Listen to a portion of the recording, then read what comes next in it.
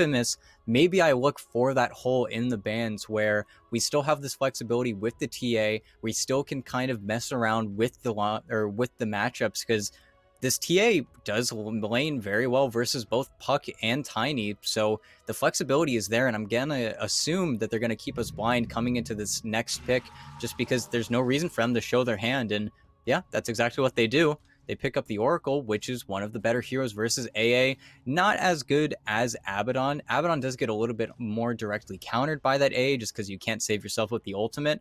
But you have that Fate's Edict. You are able to make that target spell immune, so they're not going to need to worry about the damage for just a little bit, especially a combo that we talked about a little bit in the group stage. But Oracle TA, you're always able to blink out. If you get that false promise off, the TA is out of dodge. She is out of there. There's nothing you can really do about it. It's just sort of the power of the combo. And okay, Hokori picking up the Void. That's their sort of third playmaker. And while it's not Snapfire Void, AA Void, it's definitely going to be able to get a little bit more accomplished. And if he can get onto the Oracle, that's where this matchup does sort of start to feel bad. The Oracle always has to be in vicinity of the TA, so if you can make that call, get on top of her, and you've got a good lineup for getting the vision as well. You have both the Illusory Orb and the Ice Vortex to be able to see what you're getting yourself into. At the same time, though, Void has not been nearly as successful in playoffs. We've seen it sort of fall short, especially when you have timing heroes like this TA, where if you can get that Aegis and you can get it consistently versus the Void, it always feels like it is just not getting up to that level of sort of uncontested ability that we've seen before, where 30, 40 minutes into the game, the Void feels completely fine. And here's the problem. You have the flexibility, you switch up the matchup, and now you have Wraith King versus Void. It feels like Infamous, all of their ideas, again, are sort of working out in the draft. Yeah, and I mean, now you have so many problems. First and foremost, as you said, in the playoffs, and maybe slightly on the back end of the group stage as well, that Faceless Void wasn't able to get to the timing. That 35-40 minute mark that we were sort of heralding as his time has been sort of circumvented. A lot of teams just sort of play faster and try to force the issue before the Faceless Void is ready. And now, even if you do hit that point, you don't really care about the Wraith King, rather, excuse me, doesn't really care too much about that matchup. You have to make sure you're hitting the Oracle up inside of this Chrono, otherwise he's just going to save whoever you jump in on. So life is going to be difficult for Lumiere on this Faceless Void. There's still going to be that hope, though. If you can hit that later timing, then that's where sort of hope gets sort of restored for them. But Infamous have been playing so quickly and so sort of aggressively, so much of an up-tempo pace over the last couple of games here that, honestly, I sincerely doubt that they're going to really let this go to that point. Hokori are going to have to forcibly extend the game if they really want to take advantage of this Faceless Void's proper timing window. So they might have their work cut out for them here. If they can make it, sure, they stand a better chance, but it feels like Infamous are just going to come at them. Yeah, and stylistically, this is going to be much more reactive out of Infamous. You don't have those sort of catalyst heroes that immediately get you into the fight. While Dark Will is great, it ain't no Earth Spirit. You aren't going to be able to roll into 4 heroes and then come out unscathed. You have to be very sort of hesitant and careful in these matchups. But even then, the Void sort of feels more and more questionable, because you have to contend with that Terrorize pretty much always. You have to play into the Oracle. I just feel like all of this pressure is going to fall onto Lumiere. And if he ever whiffs with those Chronos, it's a 2-minute cooldown. You're going to have such a large opening on the Infamous side. If he uses that Chrono 18, 19 minutes into the game and you don't find any returns, they just switch gears immediately, gonna go immediately into Roche, and then you have 2 Aegises to contend with and an Oracle ulti, and if you don't have a BKB on the Void, you're just gonna get shut out of your own Chronosphere. So it really feels like Infamous, and again, they pick up another hero. Now you have even more anti-armor versus a lineup that's already so squishy. Okay. There's the slam last pick, but okay, this is what Hokori used versus Infamous in SA/DPC to sort of win their games. So I like where this is going, because there really isn't a fantastic answer for the Broodmother, but is the Brood going to circumvent all of the other issues with their draft? I'm not entirely sure, but okay, Vitaly, he's thrown the gauntlet. I mean, this is going to be Vitaly, I think, versus the world a little bit here, but there is not a Brood answer in the Infamous squad. It's really just going to be KXY at that point. So we're going to have to see if Vitaly can really, I guess, just sort of work them.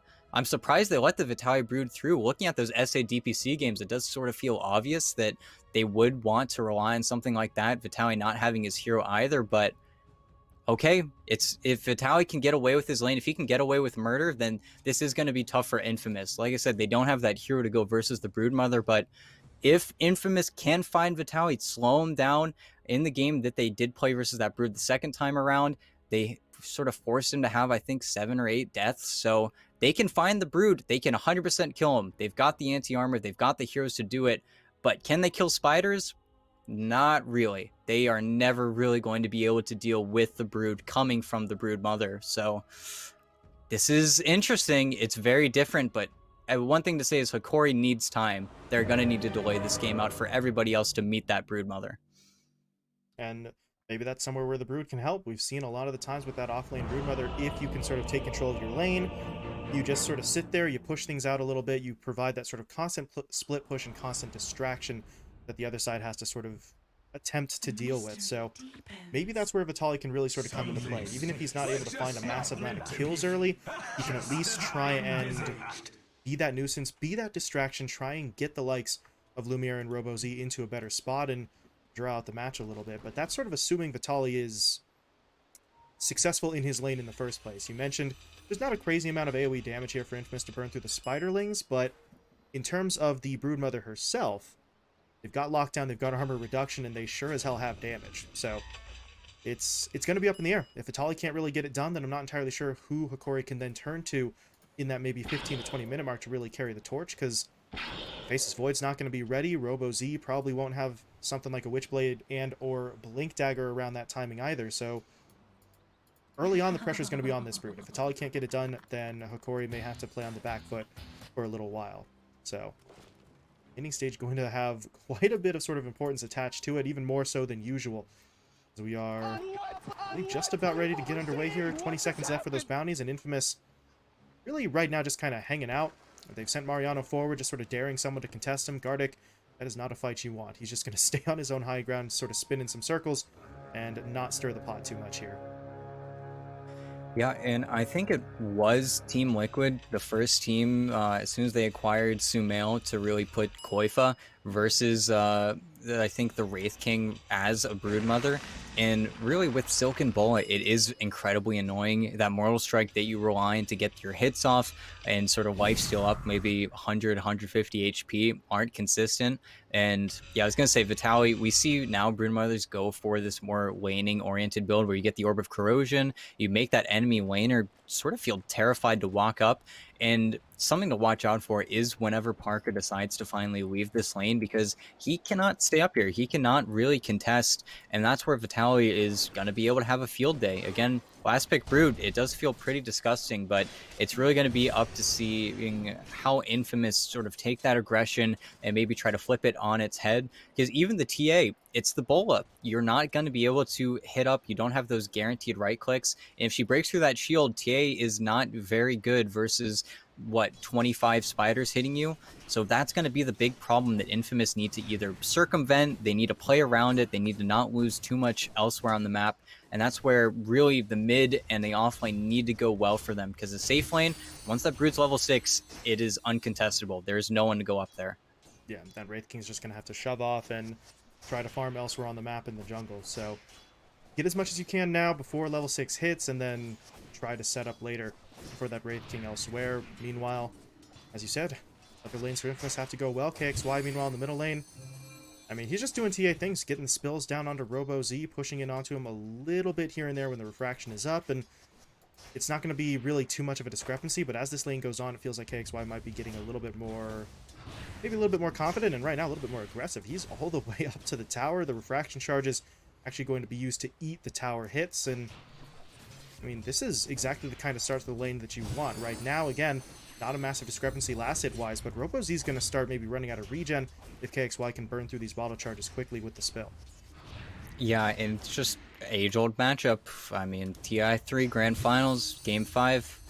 It's always something that the puck can't really contend with, where you have to use mana to get your last hits, to get your range creeps, whereas TA, you get mana, or you use your mana, it's only 100, you get damage, you get that block, and if KXY isn't, or rather if RoboZ isn't able to get those refraction shards down first, you're always going to have the HP advantage versus the puck. You already have the armor and base damage advantage, so while this lane I think has gotten better as players have gotten better at the mid lane, it's always going to be a little bit annoying for the puck pretty much throughout all stages. And then having to contest with that shard, it's not going to be the most fun for RoboZ. Yeah, he may need to rely on maybe making some rotations once he hits 6, rather than trying to get too much out of the lane itself. Meanwhile, how are we doing down bot? Lumiere here trying to hit that double-digit mark. Not quite there yet, but he is going to be able to hit that one. But you see Mariano and Michael already trying to sort of push him back underneath the tower, trying to apply as much early pressure as they can, both to him and to Gardic as well. This Ancient Apparition is always going to have to be careful. You've got the Crush, the Bash. Michael can come in with the Brambles as well as the Curse Crown once he has a point up in it. So the lockdown here is pretty substantial, and to a certain extent, I think they know they're not necessarily going to be able to catch out Lumiere unless he sort of makes the mistake first, but the Ancient Apparition is not going to be nearly as sort of dependable or durable. So Gardic right now just playing it safe, staying back, going for the sort of pull plays here, and really trying to make sure he doesn't step too far forward so that he can't really be punished by that aggression on the other side. And really, with this infamous lane, Slardar, Dark Willow, and Gardic doesn't even be careful here. But yeah, he is okay. Misho was able to sort of get in there for the toss, and where their ward's actually on the other side, yeah. So they didn't see that rotation. Misho, good play in there as Hokori get first blood. Yeah, that's actually really unfortunate. Did they orb back and then find the toss onto the Tiny? Because he was in really deep. He died behind that tier 1 tower. Yeah, that's I think sort of very baited him smooth. with the orb, and then Misho got the toss off, perfectly timed. And smooth rotation because you give Vitaly this top wave, he's able to get even closer to that level 6. Misho has the tools he needs, and all you can do if you're A is sort of push back this tower, and Misho's trying to get the toss onto the spider. I don't know if this is gonna work out, but it's definitely obnoxious. A should be Vitaly's okay. really going in, yeah. God, yeah, he wants all the way in. Maybe he can get it. A is, I think, that little bit faster, though. He's got boots, Vitaly does not, and yeah, he's going to be able to get himself away, but Vitaly's feeling pretty he's got to have a toss. Can he do it? He needs that little bit of damage. A, though, oh, that courier. Okay, Misho, if you're going to dive the tower, you cannot be calling your courier to yourself, dude. That's a bit unfortunate. Doesn't even get the kill onto A either, so that's all going to go a little sideways for him, but Misho himself is able to walk away, and outside of the mana, I don't really think they sacrificed too much for that, but now Vitaly going to get hit up by the Fortune's End, but he's far enough back here where the Wraith King doesn't even want to go far enough forward to really follow it up. So we're going to keep him alive for, oh god, alive for now. Yeah, He's going to get nice tossed back again. And this time, yeah, there's no tower to save him. Vitaly picks it up, and Misho's really just going at it here. That's about the third now sort of avalanche toss play he's made between top and mid, and 2 out of 3 of them have resulted in kills. So he is really trying to sort of make his mark on this game. The Tiny gives him so much more to work with in terms of actual roaming potential, and he is massively taking advantage of it so far. Yeah, and really, his repercussion mid, or rather the rotation mid, was pretty nice. We'll see if he can secure the puck, the 6-minute rune. That's going to be sort of the button on his play. A is going to scout him out, though. Misho didn't really react to A right-clicking him, so we'll have to see. A does need to be careful. He could very easily go down, but he's just going to force Misho to take the rune instead, and now RoboZ, he has a bounty rune to refill his bottle, so he can stay out onto the map, but KXY has done a really good job. He has these traps in very obnoxious positions, as well as Misho just always, it's harder for him to make these plays. Wow, okay. Yeah, solo kill. Left alone in the top lane, his support rotated. Vitaly just goes in, hits level 6, he's good to go. They will find themselves another kill, their 3rd straight, and now over in the middle lane, what in the world is going on here? Just an absolute battle erupting as RoboZ and Misho push in onto Michael, sort of ambushing that Dark Willow as she was trying to sneak her way around. So the Hokori are able to pick up another kill. That's their 4th, but now Misho, he should be going down here. The Dream Coil is going to be deployed, but it still allows KXY to get into position. No, it doesn't. He's not able to finish off the kill. A's the one who goes down instead. Now KXY. Everyone's coming. There's going to be the toss. They're getting Gardic in there. He doesn't have the ult, but he does have the cold feet. KXY should be able to outrun the stun, but now where does he actually go? Misho's tracking him down. The avalanche is ready, so he can't TP away. There's going to be the orb thrown in as well, and KXY just has to hold his ground. He can't do it. RoboZ finds the kill, and Team Unknown, they are absolutely on fire here at the start of this match. Yeah, and they do just sort of get caught up there where perfectly timed avalanche on the creep wave, his second refraction doesn't really matter. He's out of plays, doesn't have the meld, and really all of these rotations have just sort of continuously been punished. And Mariano, he's having a pretty good time. And yeah, bottom lane, that is where you have to be careful. The Void isn't level 6 yet, but Not now getting Amisho him, again. though. Yeah, Mariano, he's he's too got deep. one more bash. Oh, okay. I don't He's know walking. if he gets out. Lumiere. Oh, okay, there's that bash into the crush. Mariano, not dead yet. Okay, He's going to healed come up. in. Nice.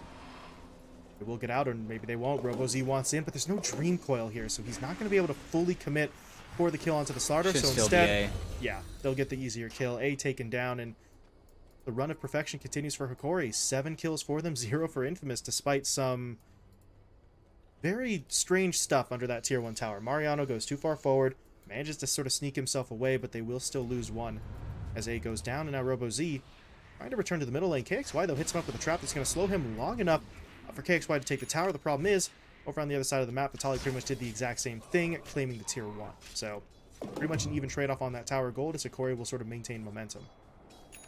And that is where now you had to leave it a while ago, and there's no real coming back here, as Vitaly is just the hero. We don't have sort of the answer that we saw the other day that Undying were able to pull out, where maybe you have a Pangolier, maybe you have someone that can sort of go up versus the Broodmother. Maybe you have to use an ultimate to survive. Instead, you just are going to have this Wraith King where Vitaly is going to farm everything and then some, get up in your jungle, make sure that no supports are able to really play or do their job here. And okay, XY, he got coiled. Uh-oh. Oh, he's straight up dead. He's going to farm as many spiderlings as he can, but there's no way out. Vitaly's going to be able to take him down, and that one, it's just unfortunate. It's good instinct from the TA. Started the TP out. It's just that RoboZ is there that little bit faster, and I mean, Hokori are just finding everything here, really. This is such a massive sort of departure from what we saw from them in Game 1, where they really felt like they were on the defensive as A. Now, he did miss the orb, but here. yeah, the right clicks are too strong. Man, Infamous are just getting absolutely bullied in this game. Michael now making his way over as well, but you may want to be a bit careful. There's quite a few heroes in the area, and he is completely alone on this Willow. He's going to throw out the brambles, but that's really not going to do too much. That tower should still fall. Michael really can't do too much to defend it. So Vitaly's just going to keep on pushing. He's already taken 1 tower up in the top lane, and if he can get the tier 1 mid here as well, that north side jungle becomes even less sort of defendable for Infamous. There's already so many webs in the area that they don't really have free passage compared to the Brood, and now they don't even have the towers to control the area either. And now Vitaly's just going to sort of ping pong between top, the dire jungle, and mid, and this just gives all the space in the world for Lumiere. And I think the reason that we saw KXY going down the place that we did see him go down is just because he knows that his Wraith King's jungle is not there. He's not going to be able to farm, and if Wraith King can't farm his jungle, and you're going to be farming the triangle, he's going to fall so far behind. So that's where KXY may be saying, if I can make the enemy triangle my home, then I'm going to have a pretty good time. Then I might be able to get a little bit of farm on my Wraith King, as he is going for that Radiance. But now all of the cores, while they still have pretty impressive net worths, they are sort of fighting up there. This Brood really is king, and we'll have to see. I think Vitaly is just going for the Greaves. I'm not sure whether or not he has a hood coming out, or okay, he's just going immediately for the Greaves after that medallion. But this top wave is always going to be pushed in, and who do you bring up here? Is it KXY? I don't think so. As soon as you get a Blink Dagger on Mariano, maybe you're able to find that spider, kill her off with the Corrosive Haze, but I feel like that is going to be a very long time away, because besides the TA, every single member on the Infamous side does not really flash farm. And look, you see Parker trying to take a 3-stack. It's just a little bit too soon in the game. Everything feels like really nothing is going well for them right now. They're just having to deal with the aggression from Hokori. And of course, you drafted this way, right? You have the answers, you have the tools to play reactively, and Mariano actually has this blink. Well, they'd love to start on Vitaly, but oh, they're going for the puck instead. Okay, immediately removed though by the Fortune's End, so they are in under RoboZ, and oh, that's one hell of a blow up. Good play in from KXY, but Ice Blast onto A is going to connect, and will he shatter? I don't think so. Yeah. Oh, okay. Face Edict was up in 1 second. That's kind of unlucky.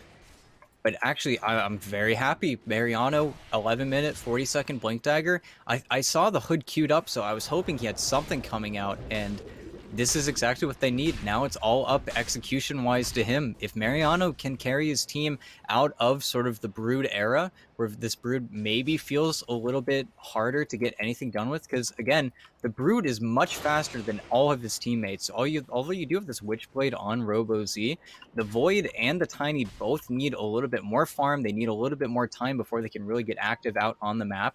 And you don't have that Mortimer Kiss Chrono combo. A Blast isn't bad, but KXY, yeah. Pigs out some spiders, but it's not going to matter. Gardic comes in with the Ice Blast there, and that is going to be the problem. Mariano may be able to make some plays here with that Blink Dagger, but if they're giving up heroes like KXY, then they're still not quite taking full advantage of the space that they're sort of creating for themselves as Lumiere. He wants in for the Chrono, presumably, but actually going to be able to catch up to anybody. Good sort of retreat from Infamous, realizing, you know, now that KXY is dead, they're going to try and come at us again, so we're able to sort of fall back. Everybody's back in line, and your TA is up in about 5 seconds, so maybe they can regroup, try to make something happen here, as we do see the 3-man smoke. Mariano and the 2 supports going to try to make a move. Where do they go, though? North side jungle looks like the call for now. KXY has respawned and TP'd in, but he's not immediately sort of trailing on this play. But, I don't know, he could sort of come up behind them. Oof. They see him. Oh, there's going to be the first stun in. The bash is there as well. The Terrorize comes through. The Fortune's End deployed. And Lumiere... Oh, no. Ooh. That's a bit of a problem. He throws the Chronosphere down. They're at least going to be able to get down Michael, but now they need more. Nice. Robozito in with the Dream Coil, connecting onto 3. And Infamous just have to hold their ground here, but they don't have the means to do so. Mariano will fall. KXY is now by himself, and the Wraith King nowhere to be found. He's on the other side of the map farming, so this fight goes pretty horribly. They get the first kill onto Lumiere, but what I thought might have been maybe a mistake with the Chrono actually sets up the secondary fight, buys enough time for the likes of Robo Z and Gardic to arrive, and Hokori turned that one almost perfectly. Yeah, and El Micho, not having that Blink Dagger, is very simply able to just walk up. Of course, Lumiere did not Chrono there thinking that he was going to die. It was really just fantastic placement of those brambles, able to get that sort of chain lockdown absolutely perfectly. Anything worse, and that fight, you don't get the Void, you don't get anything, and then the fight really turns on its head. But this is all space for Parker. If Parker's going to be able to get something done in this game, once he gets Blink Dagger, then he can sort of jump onto the Spider along with that Slaughter, and then maybe we're going to see Vitality sort of get taken out a little bit more, but yeah, you cannot come into Spider territory right now. And now with the Blink Dagger on Tiny, you're going to have even more playmakers coming out, and this is very troublesome. Ooh, Michael just barely able to TP out, but they need to start playing on other sides of the map. If Infamous can play in 2 lanes at once while this tier 2 is going down, I really don't think they can defend it at this point. They need to farm up, they need the Deso, they need the BKB, and they need the Radiance. They need to just get something, and Infamous, while they are able to play this reactive style, and Lumiere isn't doing much aside from hitting creeps, he's not able to make those plays as soon as his teammates are. Everybody else is getting so much farm by just kind of getting these kills, and 16-2, I mean, it sort of speaks for itself. The 2 kills that they have been able to get have both been smoke plays with Mariano's Blink. Otherwise, there really isn't any other aggressive or aggression coming out from Infamous at all. Yeah, they're just really forced to fall back, play reactionary style right now, but the Wraith King does finish off that Radiance, so Parker's at least going to be sort of building himself a little bit faster. He's taken over that top net worth spot as he was able to reclaim it from the Brood, so as long as he continues to farm, there's always going to be hope. As long as the TA continues building up towards that damage, there's always going to be hope. So if you're Infamous, this is not exactly the timing window that they wanted, but there's still plenty of time before we hit that sort of late game danger zone for the Faceless Void where they could still make some moves. But for now, they just need to sort of keep themselves safe. They can't afford to keep giving up kills, and they need to maybe try to contest Roshan, but I don't really think they're in a position to do so. They scanned it out, but they really can't bring anyone over here immediately, but they're going to try. The smoke play comes through. Mariano and the 2 supports will make their way over, and I guess they're going to give this a go. This is risky. They might kill Gardic immediately, but then they should know. Yeah, they're actually going to look for the fight instead. Okay. Gardic taken down, buys back immediately. Robo Z He was thinking about it, but he's not going to go all the way in. But Parker's actually into the fight. They get the stun down onto Vitali, but they need to be able to lock down more. The Terrorize is actually going to whip entirely, and now it's a problem. False Promise deployed. That's going to keep Slaughter alive, but there's going to be Lumiere in with the Chrono connecting onto 3 picks. Why, though? He didn't get caught. He actually hits up Robo-Z, who was trapped inside by his teammate, and this is starting to fall apart. Hokori, a bit of a bad move there with that Chrono, and now Vitali's on the run. Going to be able to get himself away. Amisho, though, wasn't so lucky. He will be taken down, and Infamous... They do it. I mean, I didn't think that was really going to go their way. This is disastrous. How does this happen? To be honest, Hokori really felt like they should have been able to handle that. With the Whiff Terrorize as well to start off the fight, it really did seem like Infamous were just marching to their doom, but they win the fight, they take Roshan, they get the Aegis into KXY's hands, and all of a sudden, if you're Hokori, it might be time to sort of back off and regroup here. Vitali's still sort of hanging around in the area, but I don't know how much he's really going to be able to do by himself, and if Infamous do get eyes on him, they could burn him down fairly quickly, so Hokori have got to sort of play it safe here, and it looks like they are just going to sort of stay on their own side of the map. But what a swing in momentum there. Infamous were looking pretty rough, but that fight goes just about as well as it possibly could have. And sometimes you just chrono your puck in a game where there's no real way for him to die, and you lose pretty much all of your magic damage. And even though he had already used the coil, Infamous, again, they have this draft where everything can be reactionary. I think A is going to go down here. He is sort of playing in, again, spider territory, where all of the webs are. But aside from that, you also lost El Misho, where he was sort of stuck on the low ground. He was waiting for his next set of spells. They wasn't able to get anything off. And now top, do they have enough damage here, though? They need the Bramble. They do get it. This is close. First Crown stuns him up. They need more damage, though. They've got it. Michael's able to get it done, but there's the Dream Coil. Yeah. That's going to cost him. But at least they take Lumiere. They take Lumiere down. That's going to be a nice bit of gold into their hands. And without the Faceless Void, I don't really know if Hokori are going to be able to immediately make any moves before Michael and Mariano would be respawning. So, gold-wise, it is going to favor Hokori, but I feel like taking the Faceless Void off the map, while maybe not worth the death of 2, is at least going to be a benefit for them, as KXY and Parker can just continue to farm here. That Blink Dagger's almost up for the TA, and the Wraith King is... Okay, went for the Sange first, but will actually try to transition into the AC as his next major item.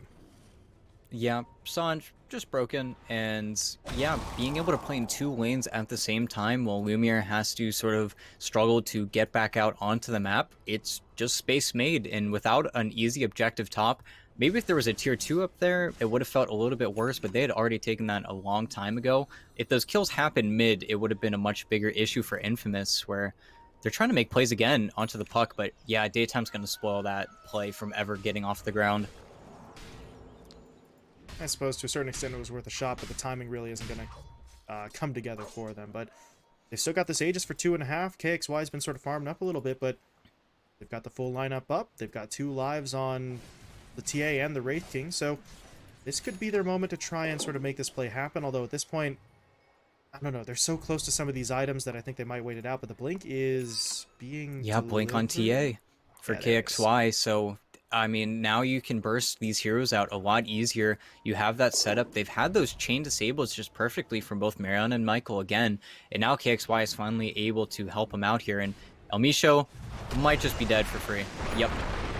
Yeah, he's not getting out of that one. Mariano finds the kill, El Misho taken down, and Vitali's going for the split push at least up in the top lane. You see the Spiderlings sort of making their way up, so tier 3 tower is going to be taking a little bit of damage, but actually more than a little bit. It's getting kind of chunked through here, and if nobody from Infamous comes back to defend this, it could actually go down. There's a siege creep coming in here as well, so do they really just get this for free? Somebody needs to get... There we go. Yeah, KXY is here. Gonna kill all those spiders too. Yep, easy cleanup. That's a lot of damage that they just sort of let spill through. 2,000 HP taken away from that tower for Vitali just... I mean, sacrificing some Spiderlings. Sure, quite a few of them get picked off by the TA, but I don't really think that's going to be too big of a deal. The Brood got so much damage in there, and now if you're Infamous, you're going to have to sort of be constantly watching your back. They already kind of knew that that was going to be the case, but you can't give Vitali that big of a window. He is going to sort of break his way through those high ground defenses if you let him do that again. And that's where we might be seeing them wait up for another smoke to really breach into spider territory. Maybe they try to get one of those eye wards, able to scout them out. Then they don't need to worry about that play. And it's only 1 or 2 deaths on the spider. And then sort of the map will start going in their favor, and there's not much he can do. But Aegis will be reclaimed in 30 seconds. Then we'll probably see Hokori get more aggressive again. And okay. Vitaly? I don't know about that one. KXY still has that Aegis for a bit, as Michael's able to take Oh, down the no. bottom lane, and now Vitaly, what are you doing? Able to sort of scurry himself out of there, but that just feels so risky for him at this point. But RoboZ's making his way over, so at this stage it feels like the reinforcements have arrived. But yep, Slardar wants in. He's going to catch out Gardic. Can they bring him down? They need more damage, but Gardic's going to try to TP. False Promise, or not False Promise, excuse me. Fortune's End is there to sort of stop that one. KXY finds the kill, but Aegis is now expired, so he's got to be careful, but they want in for the fight. They caught out RoboZ. Can they trap him up in the brambles? Not just yet. Phase Shift will come through, but... Nice playing. Ooh, yeah, that's very nice. He's able to jump away from the Terrorize as well. Damn, RoboZ, he's just dancing. Getting himself out of 2 or 3 different attempts to lock him down, and he will fall back. They do lose the supports. Elmisho and Gardic were both picked off there, but I mean, that's okay. You keep the cores alive, you live to fight another day. That net worth deficit is starting to maybe tick up a little bit more than you're comfortable with, but unless you lose someone like, I don't know, Vitaly in the top lane alone pushing out against about 3 or 4, then you'll be fine. But oh wait, that just happened. Vitaly being a little harsh, but you just saw 4 heroes pushing into the river. That just feels like you're trying to do a little bit too much there. Sure, the split push is nice, but you have to assume that they're going to be sort of doubling back into that north side jungle, and that they do have the vision over you pushing out that creep wave. It just feels too risky at the time. And sort of the flip side of that is now this Brood, that's your first death. You have to make sure that doesn't happen again. But they're just going to start running at you. And Lumiere, he hasn't had 50% of the map to work with. And Mariano does need to be a little bit careful, but he can make these plays knowing full well that there isn't a BKB on the Void. There's going to be that Terrorize. Unless both supports get caught in that Chrono, there's going to be some sort of spell thrown into it without really any rebuttal. In Hokori, they don't have the damage, really. Even though Gardic is on this AA, you have a lot of burst potential. It doesn't feel like it's going to be enough with the way that Infamous have sort of itemized and the heroes they've been able to pick up for themselves. And all it takes is one deal. All it takes is one death, where now Vitaly feels a little bit displaced, and you want to play in Spider Town, but instead, now he's sort of webless in the mid lane. He's trying to make the adjustment, and Infamous, they respect it, but KXY needs to be so careful, but this is another attempt that's going to be spoiled. Hokori's plays are not working out nearly as much as they were maybe 5-6 minutes ago. And okay, Mariano they both jump each other. Lumiere. That's a little bit awkward, but good Terrorize coming through. Ice Blast is out from Gardic as well, though, but Mariano's still not going to die. He's saved up by the False Promise, but Gardic hits him with the Ice Blast, and that is going to get the kill. Mariano does go down. They're going to lose A here as well, and without those supports, this is going to get a little bit this is rough. risky. They got to fall back. Parker's going to make his way out of here. KXY trying to retreat as well. RoboZ, though, hits him up with the Dream Coil. Vitaly's pushing in, but there's going to be the buybacks. A wants back in, but he's going to get into this fight with no ults. Lumiere. Actually, they don't... Wow, they don't need it. KXY's dead, and Parker should be losing his first life here. Reincarnation will get him back for the second one. They just need to split out. Are they even going to have to use it? This is disastrous. I don't think so. They're just running this down. The Cold Feet actually procs, and Parker's dead. Okay, wow. I mean, Mariano, it feels like it wasn't even necessarily his fault. He makes that jump onto Lumiere. The problem is that Elmisho sort of blinked at the same time. They sort of pass each other by on the initiation, and Hokori's play ends up being just that little bit, maybe not a little bit, a lot bit sort of stronger than their opponents as they take the entirety of that engagement. And really, it feels strange because Mariano, he has this pipe, but I don't think he had the mana for it. He was sticking around for a really long time on maybe 50% HP, 20% mana.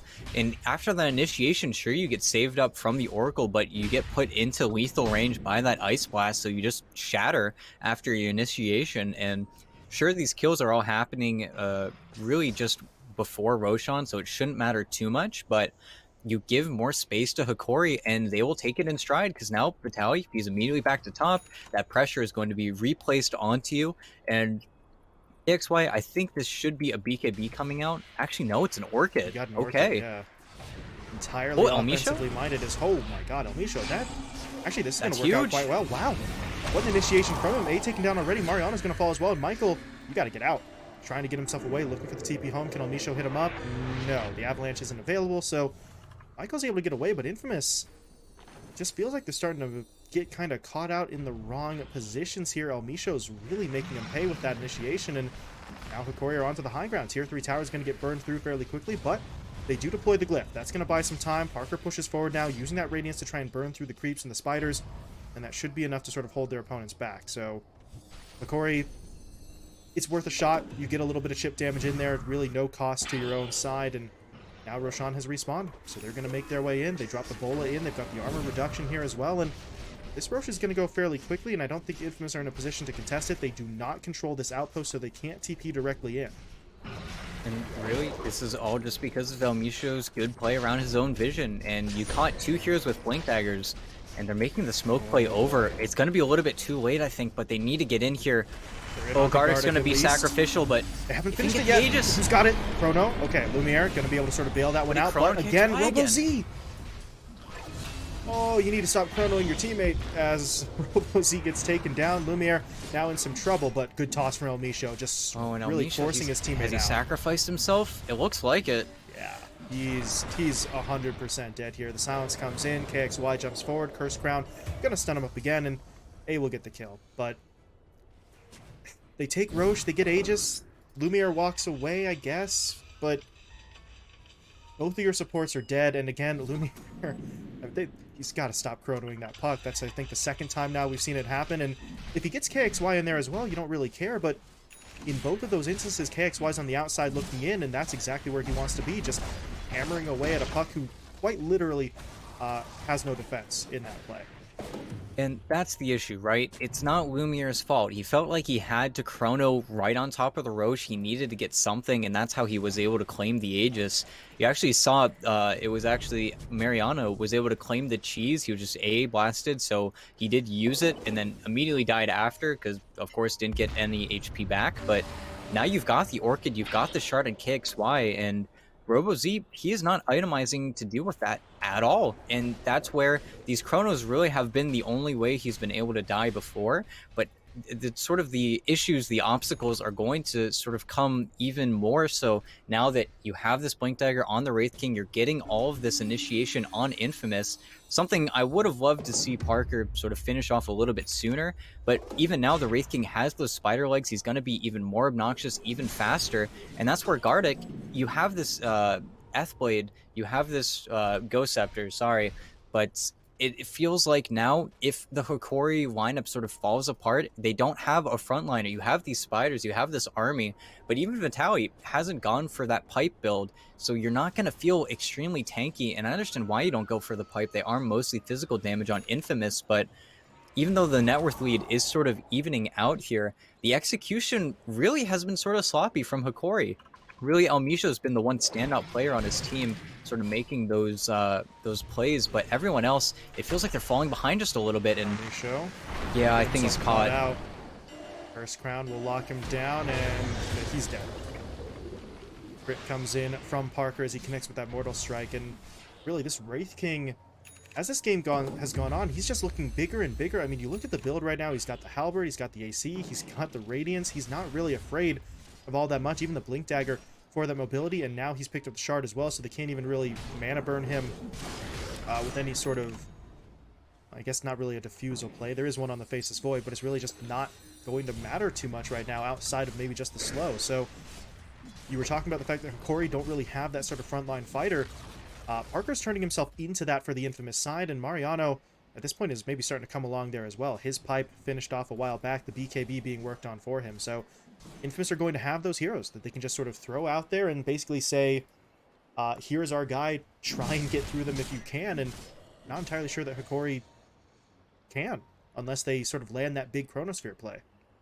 And that's where we still sort of see the issue where Lumiere, he's working on his BKB now. He still has an Aegis for another minute and 20 seconds, but he is not able to find these Chronospheres. Even if he lands it onto 1 or 2 heroes, if they're not the 1 or 2 right heroes, the team hasn't been able to follow up very well and get on that backline, so he doesn't need to worry about the false promise. You don't need to worry about the terrorize, whereas instead, really every single chronosphere has sort of been a whiff. We haven't seen this void come into full force, and we'll have to see.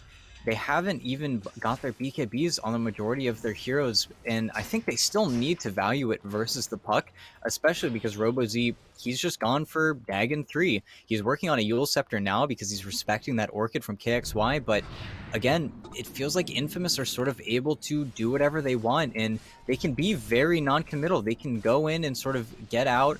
If Parker finds any stun, they always have to be very careful. And actually, it's him who's going to have to blink out because Lumiere, he's trying to exude pressure. He's trying to get out on the map, but man, look at these traps. They're just giving away pretty much all of Hokori's play. They know exactly what's going on.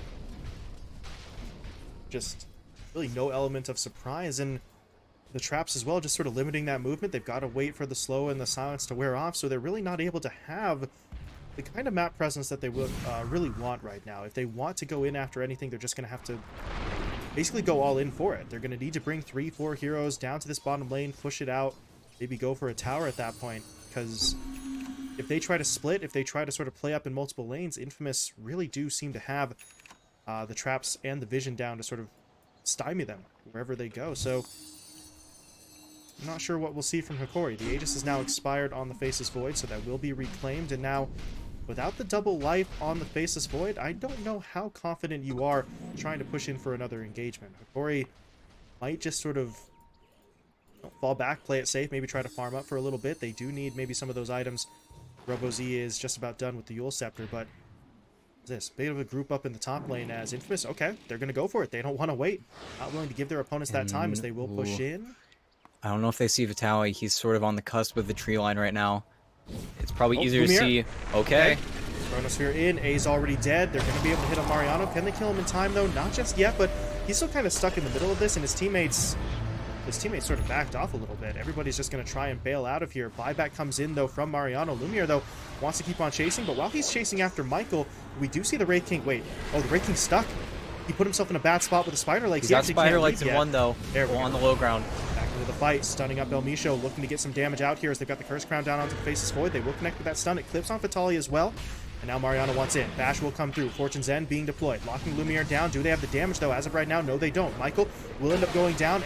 Going to die a second time. He was able to throw out the False Promise, though, onto the Wraith King. So Parker will continue to fight, and they're still going in onto the Faceless Void. They need to bring Lumiere down. They've got the silence onto him, and they will finish him off. KXY picks up the triple, and now Vitali, this may be your cue to leave. He is just going to sort of scurry himself back into the west side jungle, and I guess technically speaking, Infamous control the field, but they did have to use a couple of buybacks in that fight as well, so they are going to get more gold than their opponents, but Hokori don't exactly walk away empty-handed from that, but as I said, Infamous control the field, which means they're the team who can now push their way onto the high ground looking for that tier 3 tower. And again, it's sort of this Shard Orchid build that KXY has gone for. He just forces a solo kill on a RoboZ. He doesn't even get the coil off onto the TA to sort of limit his rotations. I think he put a Shard down, had to Yules it off, came back down into another trap and another silence, and now this is just Rax. You don't have any rebuttal play. We'll see if it's 2 Rax. I can't imagine they're going to stick around for much longer here, but you do not want to be initiating on the Wraith King. They shake him down, but Reincarnation's going to get him back in. Ice Blast is... Oh, they whiffed. And then TP out. It might have clipped onto KXY, but it's not going to matter. Yeah, he pops the BKB and TP's home, so he's going to be just fine. And Infamous take a full lane of Rax and back away. Can El Misho catch up at all here? No, not really. The Blinks are just going to get them out of there. So Infamous... Well, as I said, it cost them a couple of buybacks, but they win the fight. They push Hokori back. They take out those key heroes, and they will be able to clean out the entire middle lane of Rax. So they strike first at that high ground, and now Hokori are going to be in a bit of a rough spot next time around. Well, the team fight's got to be a little bit better for them. They proved that they're able to sort of draw it out quite a bit. Lumiere had them sort of chasing after him for what felt like a minute or maybe a minute and a half, but in the end, they did lock him down. Lumiere can sort of dodge out for a while, but he needs to either be able to win the fight or just clearly get himself away. If he's sort of caught out in that situation, then he is just going to be slowly but surely brought down, and now the process of killing him might get a little bit easier. There's an Abyssal Blade up on Parker, and they're going to go right in. They're looking for that stun onto El Misho, hit him up with the Abyssal, into the Crush, into the Bash. Now Misho will fall. Now Vitali's in some trouble as well. He's getting hit up by the this is Terrorize. chain. Oh man, just look at all that lockdown. There's no way.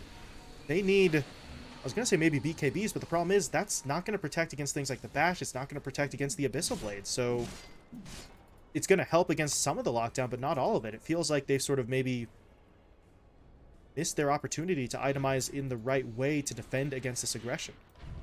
And Swift Blink Buck on KXY, he's got his 25 now. He has 14 refraction instances.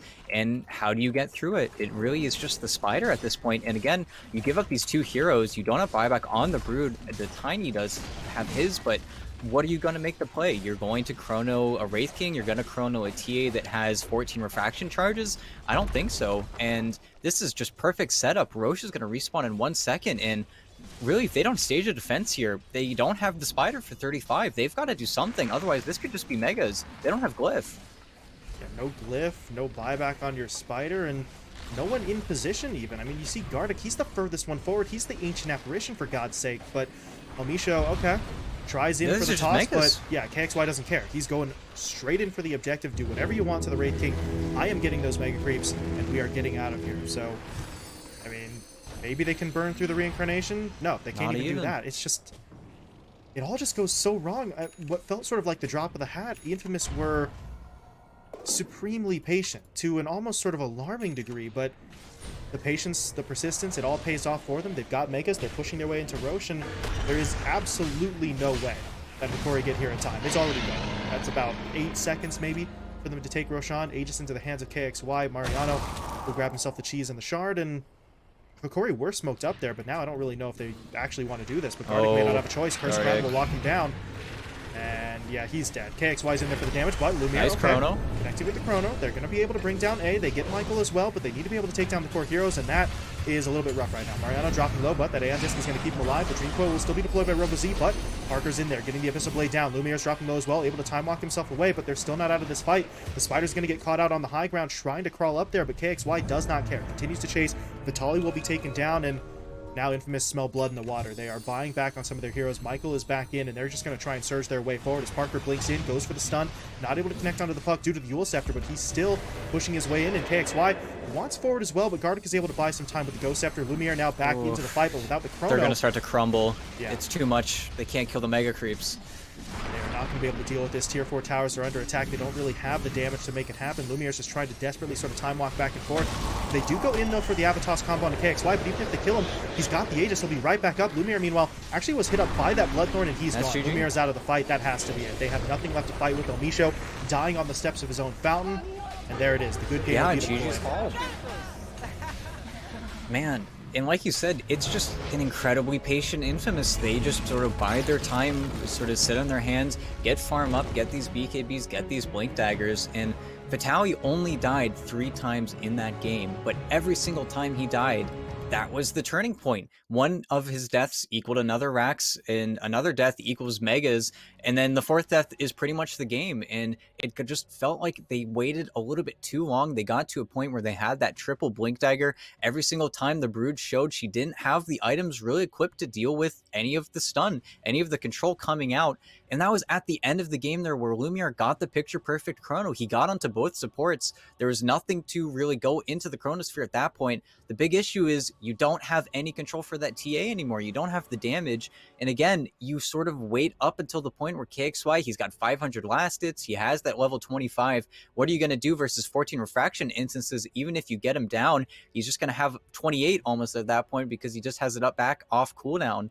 And man, Infamous, I felt like they didn't even do that well. Like they didn't make that many plays. Hokori just sort of ran out of time, and you hate to put it onto Lumiere, but it was such a tough Void game that Infamous drafted for him. He wasn't able to get those breakneck chronospheres into high ground pushes. It feels like Hokori, the most time they ever spent pushing was when Vitali had those Broodmother Spiders on the top lane. That was really the most damage they were ever able to get done. And those Roche fights, even though they sort of ended up going their way maybe once or twice, Lumiere having to chrono RoboZ twice over by the pit, that felt like taking your key player out. It just is an unfortunate situation that Infamous kind of just pressed the issue and sort of won out on that regard. And again, Mariano, he became the hero that they needed to be. Every single time he was able to find that initiation, he takes so many spells for KXY and Parker that they kind of ran out of gas on the Hokori side. And El Misha, while he had a fantastic performance, that's all it was. It was a fantastic performance that kind of led to nothing. At the end of the day, there's only so much sort of a position 4 Tiny can do. You tie a hand behind your back with a couple of Chronos onto RoboZ, which felt even worse for them, considering the fact that RoboZ on this puck did go for that offensive build, the level 3 Dagon out for him, and if you lock him down so he can't dish out that damage, obviously you're sort of shooting yourself in the foot, and I don't know. You mentioned it didn't feel like Infamous had really been even playing that well. You take a look at the graph at the end of this one, right up until the end there, you can see sort of on the back end, maybe 36, 37-ish minutes, we're pretty much tied. Net worth and experience are almost dead even, and then Infamous just skyrocket their way forward. So we talked about the sort of patience from them. It almost feels like this was kind of maybe a statement game for them. We had been talking about Infamous sort of playing so quickly, trying to sort of get that fast pace, and that had been working out for them, and they're met with a challenge here, a situation in which they don't get that early advantage the way that they had been in the previous 3 matches, but they prove, you know, they're not a one-trick pony. We're not just about the sort of lightning fast, sort of blitzkrieg kind of play. We are capable of slowing it down, hitting that later timing window, and then responding when we're playing from behind. So, I mean, Infamous just look so much better here over the second half of the group stage and now through 2 series in the playoffs. They are just playing at a level that really showcases, I think, the full potential of this lineup. And really, this was so much more than just a series they needed to win. Hokori have always been a thorn in their side, all the way back to SADPC, where they were the only team to lose to them 2-1. And it feels like Infamous, this was the big obstacle that they needed to overcome. And now that they've overcome them, I think with 2 drastically different drafts, it just shows the depth and sort of the really experience coming out from Infamous, where first game you play exactly how you want to play. You've got almost a perfect draft, amazing performances on both your 3 and 4. Then you come back, say, no, we can play the reactive style. We can play versus you. If you're going to pick heroes like Faceless Void and Puck, then we're going to have amazing performances coming in from A and Michael, where your game's going to be a little bit too hard. So Lumiere, you better start playing like a god, because if you don't, we're just going to walk over you. And it felt like they really just bided their time. KXY was 4-7 in 7, something like that, and then skyrocketed up the kills after what, 1 or 2 team fights. And Hokori, their combo, it's there, it's definitely there, but it was sort of the last pick Brood, while it gave you that advantage for those early stages, Infamous played around it perfectly. They showed that that reactive style is something they can sort of deal with, and having 2 drastically different drafts, whoever they play up next in the bracket, they've got to be scared, because Infamous, this is a completely different form. This is a completely different showing than anything else that we've really seen from them from this tournament. Yeah, they are really just sort of firing on all cylinders here, and I believe we are now ready for that post-series interview here. We're going to be speaking with Mariano again. Just talked to him yesterday after Infamous' successful run. We'll now sort of pick his brain a bit on this front as well after taking down Hokori. So give me just a moment. We will pull him in here and see what he's got to say. Here we go. Mariano, hello again. Welcome back. Are you there?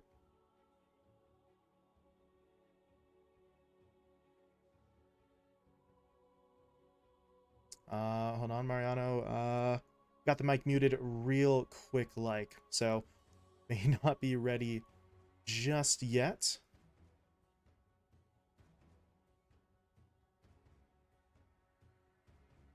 I'm sure he's there. He's just the, classic caster luck.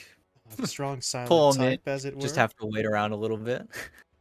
Hold on just one moment. Oh, there he we is. go. Okay. Okay. Hello, Mariano. Welcome back. Thanks for talking to us again. No problem. What's up? So, all right. First and foremost, you guys, just gotta say, you are playing unbelievable Dota right now. Game 1, incredibly impressive from you. And in Game 2, sort of maybe falling behind a little bit. ET and I were sort of mentioning in that post-match screen, really felt like you personally on that Slardar kind of pulled your team back maybe from the brink a little bit there and really bought the time necessary to get some of the other cores involved. I do want to ask, like, in terms of the team communications, in terms of how you guys were sort of approaching that situation, playing from behind a little bit, was that a scenario where they say to you or you say to them, like, listen, you're going to have to make some plays. We need some time. Is it like that, or was it just sort of the general feel of the game for you trying to make those kinds of plays? Uh, Well, after seeing how the early game went for us, like it was terrible, I think. I already knew that with my lane, I was doing pretty well, and I would have to like make the impactful plays for the game as soon as I get my blink. I already have that in my mindset, so I try to communicate it as fast and as clear to my supports as well, so they can go with me and like make smoke plays to the correct heroes. Because whenever you are at a disadvantage, if your plays start like the plays for you to come back start going wrong, then you lose Roshan, then you lose tier two outposts. Like everything goes to the dumps. So you really have to be pretty precise at that moment. So I took charge, I would say, when I had my blink. Really, I mean, it just felt like you sort of took control of the game. Maybe obviously going to get a little overshadowed in terms of the kill count, but you really felt like you knew what you needed to do and got it done. So congratulations on that front. But now, I do want to ask you a little bit because last time we sort of maybe didn't quite touch on it now because it wasn't super relevant at the time. But now with this defeat of Hokori, you guys are the final South American team sort of left in the field for this event. Is that something that's going to sort of weigh on your mind at all? Is there any maybe extra pressure or maybe not pressure, but motivation to sort of be that squad carrying the torch for SA here through the rest of this event? Or is that just kind of a secondary concern?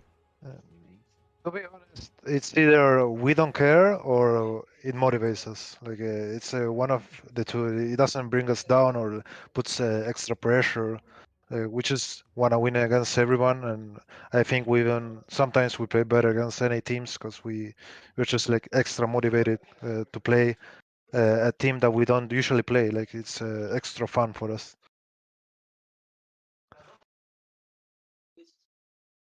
Yeah, final team sort of, excuse me, final team left in the field for SA. So everybody is going to be sort of putting their eyes on you guys.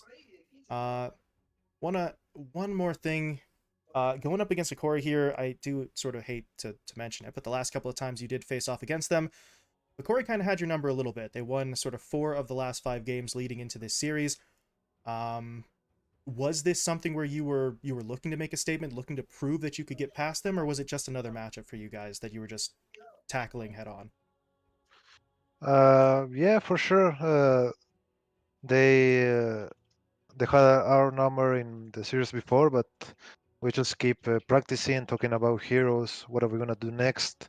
So whenever we face a team, we find motivation from anywhere, honestly, to just like feel with the animosity in the teammates and just play our best. We find whatever motivation we can get. It's like it could be some random stuff sometimes. Fair enough. Yeah, sometimes you just got to find motivation wherever you really can. Yeah. ET, you got any questions for Mariano here as well? Well, I mean, how is it playing with a player like Michael, man? Because in that first game, it felt like you guys were really holding down the fort. Of course, you've got like the gyro arrows, so you really want to set up in those side lanes. But playing with a player like him, it felt like he kept on getting those 3, 4 man magnetizes, always getting the silence off right after your silence too. Is playing with him sort of comfortable or comforting, where you know as soon as you go in or you commit in those team fights, you're gonna have that backup coming from him? Yeah, I just I trust him, so that's super important to have as a teammate. Like, I think he's super consistent. So whenever I make a play, I know he's gonna follow up. He's not gonna miss his spells. So it just like makes the world easier for me. And So how that's does it pretty feel good. playing versus that Broodmother? Because I know the last time you guys played versus Hokori and SADPC, it was Vitalia on the Broodmother again. Do you guys have sort of an idea? I know in this game they just sort of last picked and thrown it or threw it at you. did you guys have a game plan going up versus it? Because you can't really do much versus the Brood, but it felt like once you got that Blink Dagger, you kind of just made the call immediately, and you felt a lot less effective. Yeah, we weren't expecting the Brood last pick. We didn't call for the pick, but as soon as we saw it and when we saw how the game was going, we just moved away from the Brood until I had my blink. Then we can start playing there. So we just adjusted the game plan to the Brood last pick. We didn't know if they were gonna last pick a mid laner or an off laner. So whatever they pick, you gotta adjust to it. And the laning phase didn't go so well for us, but we adjusted. That's what you gotta do to win the game. I think we did it pretty well.